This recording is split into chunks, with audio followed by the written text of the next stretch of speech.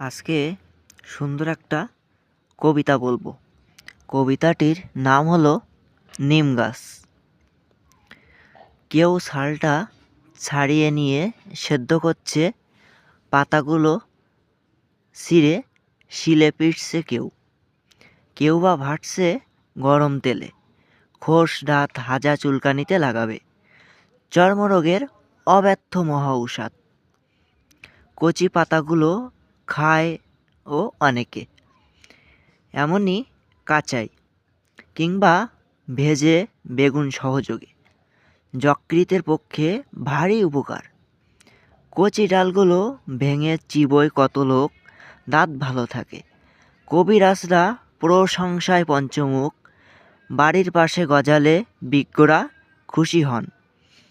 বলে নিমের হাওয়া ভালো, থাক কেটো না। কাটে না কিন্তু যত্নও করে না। আবর্জনা জমে এসে চারিদিকে, শান দিয়ে বাঁধিয়েও দেয় কেউ, সে আর এক আবর্জনা। হঠাৎ একদিন একটা নতুন ধরনের লোক এলো। মুগ্ধ দৃষ্টিতে চেয়ে রইল নিম গাছের দিকে। ছাল তুললে না, পাতা ছিঁড়লে না, ডাল ভাঙলে না, মুগ্ধ দৃষ্টিতে চেয়ে রইল শুধু। বলে উঠল, বা কি সুন্দর পাতাগুলো, কি রূপ, থোকা থোকা ফুলের বা কি বাহার। এক ঝাঁক নক্ষত্র নেমে এসেছে যেন নীল আকাশ থেকে সবুজ ছায়রে। বাহ! খানিকক্ষণ চেয়ে থেকে চলে গেল। কবিরাজ নয়, কবি।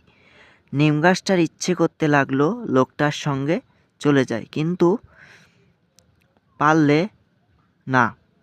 মাটির ভেতর শিকড় অনেক দূর চলে গেছে। বাড়ির পিছনে আবর্জনা স্তূপের মধ্যেই দাঁড়িয়ে রইল সে। ওদের বাড়ির গৃহকর্মী নিপুণা লক্ষ্মী বউটার ঠিক এক দশা। ধন্যবাদ সবাইকে। ভালো লাগলে চ্যানেলটি সাবস্ক্রাইব করে দিবেন।